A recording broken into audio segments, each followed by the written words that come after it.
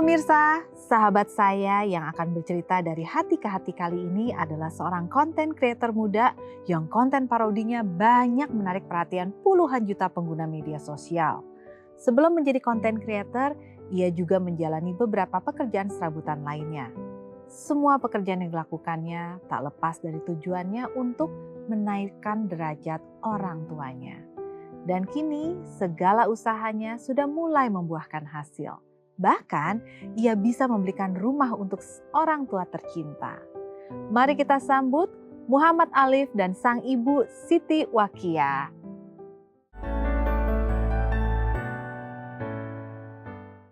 Halo, selamat datang Alif. Bu Siti, selamat datang. Gimana perjalanannya ke sini? Agak macet sih. Agak macet ya, tapi lancar ya. Ini sangat menarik sekali karena saya tuh kalau melihat Alif ya saya langsung kebayang banyak sekali konten-konten yang Alif bikin penuh dengan kerendahan hati, kreativitas, kenyataan tapi menyenangkan. Oke, sebelumnya saya nanya dulu dong. Jadi Alif sekarang kesibukannya apa aja? Lagi sibuk paling kayak endorse gitu. Bikin konten, buat konten. Sama jualan juga sih. Oke, tapi sebelum memiliki kesibukan seperti sekarang, salah satu yang membuat saya terkesan adalah bagaimana perjalanan hidup Alif. Alif bukanlah seseorang yang memiliki banyak kemudahan dalam hidupnya. Benar. Tidak dibekali oleh banyak fasilitas dalam hidupnya. Iya, benar. Semua diraih sendiri. Iya. Kalau boleh merangkum dari awal pertama kali sampai yang terakhir kali ini, apa saja pekerjaan yang pernah Alif lakukan? Aku dulu pernah nyari cacing, pernah parkir juga, pernah ngamen juga buat jajan gitu.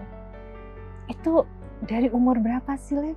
Dari kalau nggak salah dari umur antara 15 tahun ke bawah, 14 atau 15 gitu.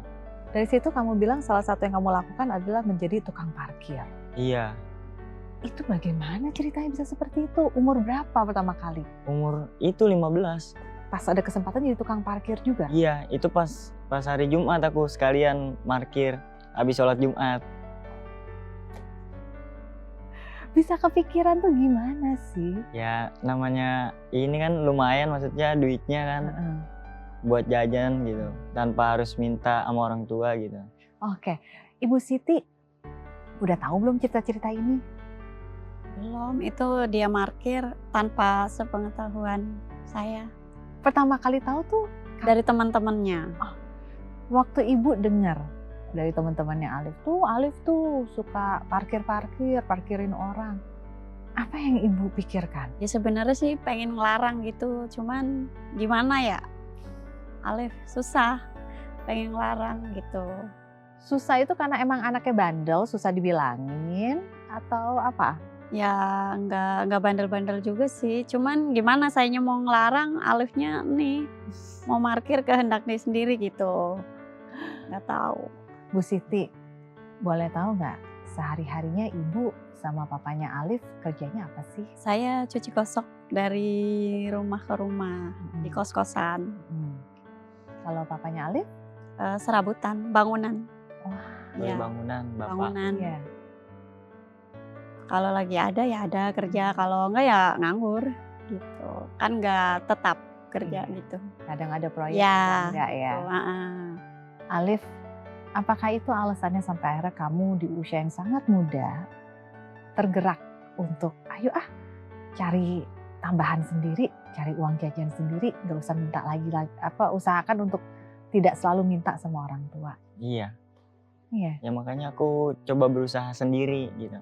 Sampai akhirnya aku beli HP, walaupun HP-nya masih kayak kurang layak buat dipakai, tapi ya udahlah manfaatin aja HP yang ada. Akhirnya aku coba main sosial media gitu, kayak Musical.ly, terus terus sampai akhirnya terjun ke TikTok gitu. Oh, waktu pertama kali kamu mulai mengunggah nih ya hasil konten kamu, gimana respon orang-orang?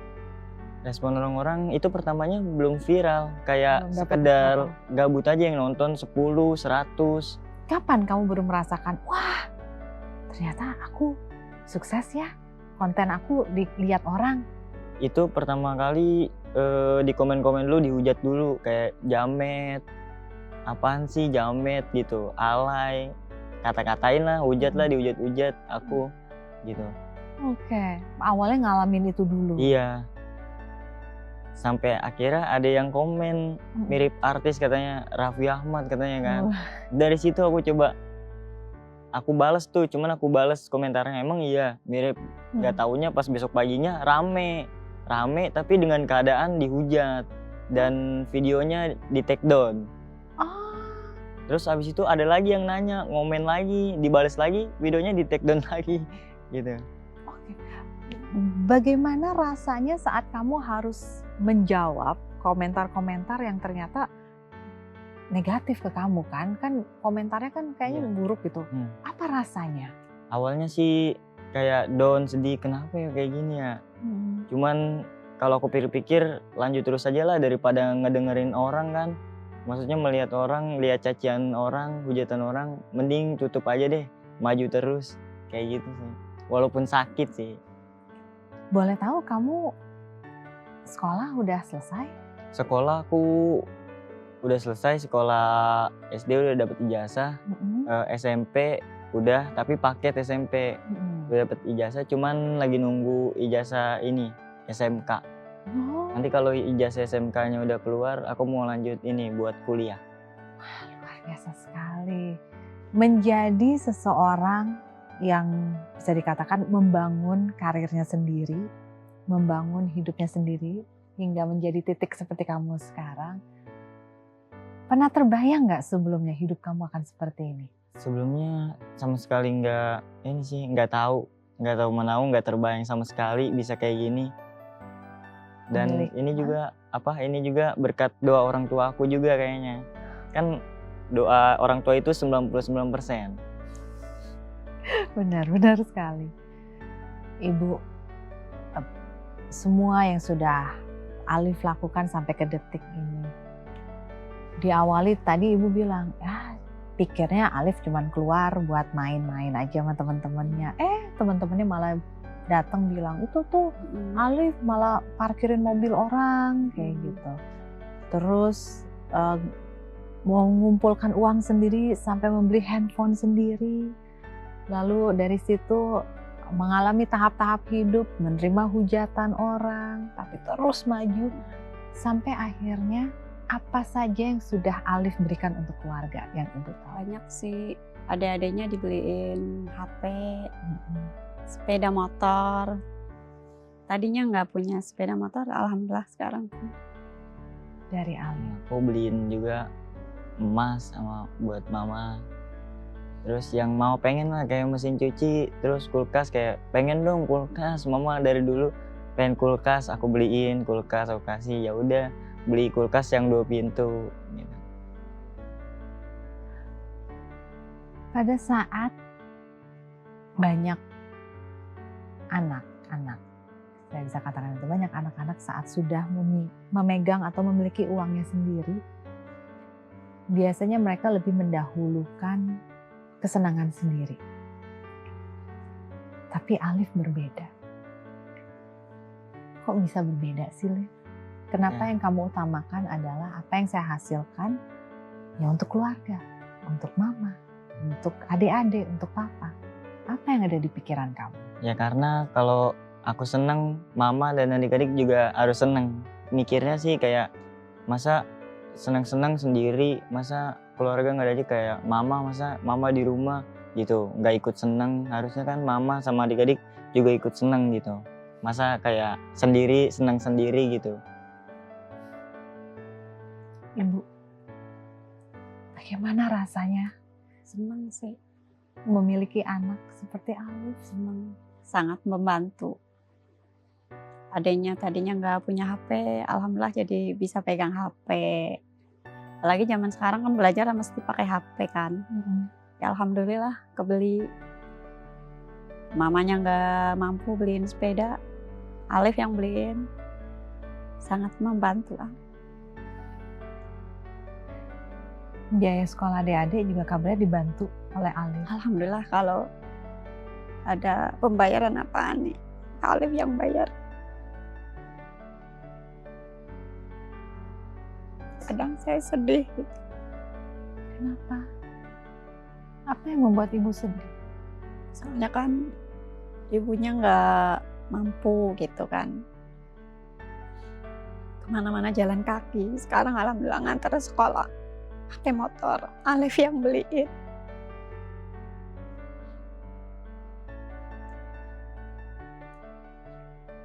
Ibu masih ingat pertama kali Alif datang membawa sesuatu untuk keluarga, itu apa? Hadiah? Pas pertama kali dipanggil TV, itu kasih mamanya uang. Ini mah pertama dipanggil TV, kasih saya biar nggak banyak, walaupun nggak banyak. Kasih buat mama pertama dipanggil TV, pertama banget tuh. Apa rasanya, Bu? Menerima hadiah dari anak. Seneng banget, seneng, bahagia. Buat mama nih pertama dipanggil TV katanya gitu. Ya udah terima. Seneng, sangat seneng. Alif, yang memotivasi kamu awalnya adalah sesederhana kamu tidak ingin ngebebanin orang tua kamu dengan keinginan kamu. Iya benar. Pingin punya uang jajan tapi aduh nggak enak minta sama orang tua, jadi kamu usaha sendiri apapun itu. Saat ini coba ini agak simpang siur sedikit, mungkin bisa dikoreksi oleh Alif dan juga Ibu Siti. Jadi sekarang sudah punya rumah baru. Udah alhamdulillah udah. Udah punya rumah baru. Dari yang tadinya apa sih di gang sempit, hujan-hujanan, tidur usel-uselan, sampai kadang aku juga nggak tidur. Alhamdulillah udah pindah ke jauh yang lebih beda gitu. Emang cerita dong sebelumnya rumahnya tuh kondisinya kayak gimana? Kondisinya ya cuman kayak tempat buat tidur aja gitu. Kontrakan satu Iya, petak. Kontrakan satu petak. Iya. Per bulannya berapa? Murah, cuman 520. Murah banget. Emang itu kontrakan paling murah. Karena ya gitulah keadaannya gitu. Kamar mandinya juga Rame-rame kamar mandi. Jadi dikontrakan dengan harga 520.000 per bulan. Hiduplah Mama, Papa, Alif, Adik lagi. Iya. Dan adik lagi, berenam. Itu pun kamar mandinya sama-sama. Sama-sama, rame-rame sama yang lain. Ganti-gantian. Iya, kalau mau sekolah ngantri dulu. Ya bangunnya mesti pagi. Berapa tahun tuh hidup di kontrakan? Ada di situ, kalau nggak salah 4 tahun. 4 tahun ngontrak tempat itu. Terus tiba-tiba Alif bilang, pindah yuk.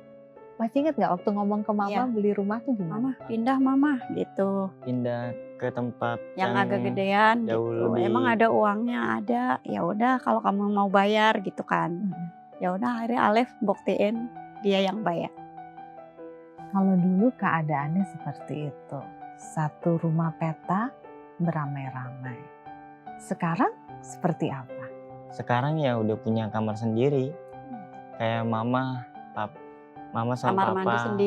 Kamar mandi sendiri, ada dapur, ada ruang tamu juga. Ada tempat buat nge-live juga aku. Apa rasanya waktu pertama kali menginjakkan kaki di rumah sendiri itu? Alif masih ingat nggak? Seneng sih. Seneng aja gitu, nggak nyangka punya kamar sendiri. Yang tadinya aku kan nggak punya kamar, pengen punya kamar tapi nggak pernah punya kamar gitu. Cuman sekarang alhamdulillah udah ngerasain punya kamar sendiri. Berarti kan penghasilan Alif sudah bisa dong menutupi kehidupan sekeluarga. Amin. Tapi kok saya dengar Ibu Siti masih tetap kerja? Iya. Soalnya kan namanya keviralan kan nggak selamanya. Takutnya ntar Alif nggak ada panggilan, nggak viral lagi, nggak ada yang manggil terus. Misalnya saya berhenti kerja nanti gimana? Tetangga sih pada ngomong, teman-teman gini, Bu, anaknya udah jadi artis masih tetap cuci gosok, berhenti aja gitu. Ya tak namanya keviralan hanya 1 detik, nggak selamanya kan. Ya udah terusin aja kerja, namanya orang hidup kan pasti butuh makan tiap hari, nggak sekali. Gitu. Alif denger itu gimana? Ya sebenarnya aku sih ini sih, cuman aku berusaha biar nanti suatu saat mudah-mudahan nyuruh ibu kayak diem aja di rumah gitu, nggak usah kerja. Ibu, Alif ini anak yang seperti apa sih di rumah? Ya agak bandel dikit sih, namanya anak-anak ya. Dulu cuman sekarang sih enggak, udah ngerti sekarang mah. Dulu masih anak-anak susah dibilangin. Tuh. Sempet putus sekolah juga kan. Pada saat waktu Alif putus sekolah, gimana perasaan ibu? Sedih banget sedih. Pengennya paling enggak sampai SMA lah gitu kan, biar ibunya cuci gosok diusahain gitu. Ya gitu nih. Apa yang ada di pikiran ibu waktu Alif memutuskan gak mau lagi lanjut sekolah? Katanya kasihan mama, sekolahnya bayaran, kan bayaran itu waktu itu. Sekarang aku mau tanya deh sama Alif. Alif kan pernah menjalani tuh fase hidup yang susah dibilangin orang tua. Sekarang, kalau adik-adiknya Alif melakukan hal yang sama, gak mau lanjut sekolah, gimana perasaan Alif? Tadi aku juga udah maksudnya udah ngebilangin sekolah, kalau mau duit aku kasih duit, mau motor aku kasih, maksudnya sekolah aja, maksudnya aku yang support nih, kan dulu aku maksudnya kayak minta duit kan masih kurang gitu. Berarti besar harapan Alif bahwa adik-adik Alif bisa mendapatkan pendidikan yang tinggi, menjadi seseorang dengan pekerjaan yang lebih jelas lagi, Iya. yang lebih pasti lagi. Iya. Jadi kalau boleh kasih pesan buat adik-adiknya Alif, dengan pengalaman hidup Alif mau ngomongin apa ke mereka? Ya semangat terus, pokoknya jangan dengerin orang. Pokoknya capek boleh, nyerah jangan gitu lah.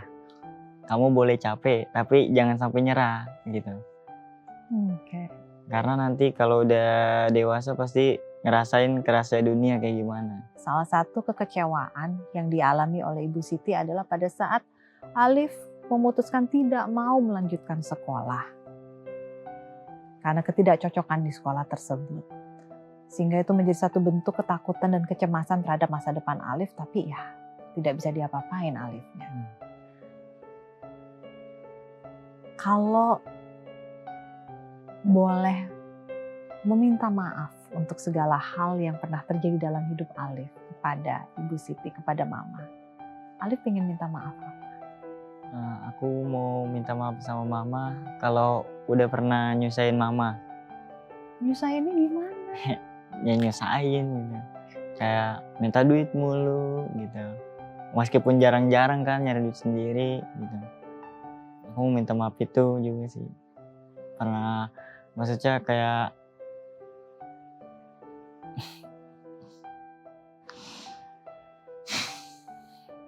ya aku minta maaf itu aja sih udah.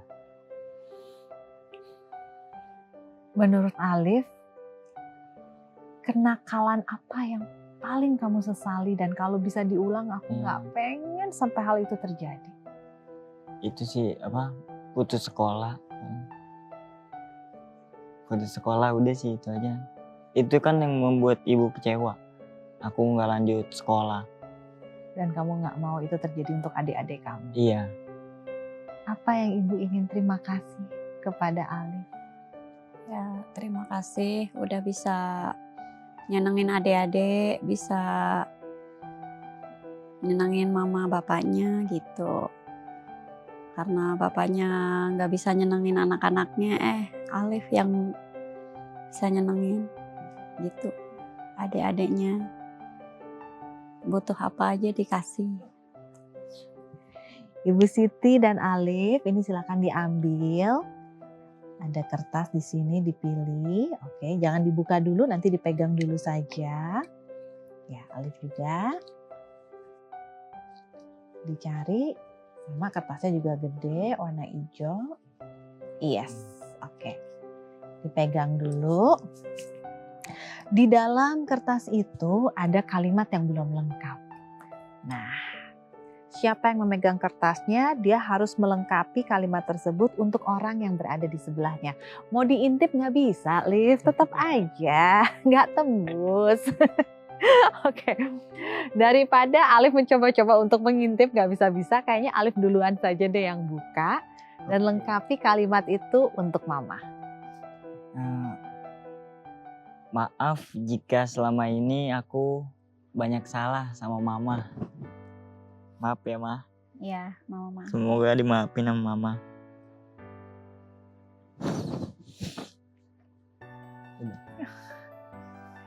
Sekarang gantian. Bu Siti, silakan dilengkapi kalimatnya. Ini kalimat untuk Alif dari Bu Siti.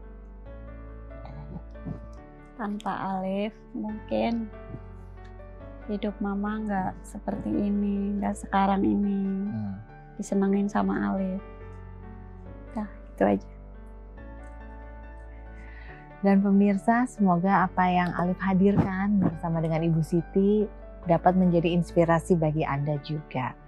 Bahwa tidak harus kok seseorang lahir dengan banyak fasilitas dan kelebihan dalam hidupnya. Walaupun kita lahir dalam keadaan banyak kekurangan, tapi kalau kita memang memiliki niat dan semangat, kita bisa mencari dan membuka jalan untuk meningkatkan kehidupan kita menjadi lebih baik lagi. Alif melalui jalan yang sangat beragam. Tapi satu yang menjadikannya dia beda dibandingkan yang lain. Pada saat dia memperoleh kelebihan itu, yang dia utamakan adalah, yuk sama-sama kita menjadi lebih baik bersama dengan orang tua dan adik-adiknya. Tidak melupakan keluarga, tidak melupakan mereka yang telah membantu dan ikut serta dalam perjalanan. Terima kasih untuk kebersamaannya pemirsa. Kita berjumpa lagi di lain kesempatan. Saya Angelina pamit. Sampai jumpa.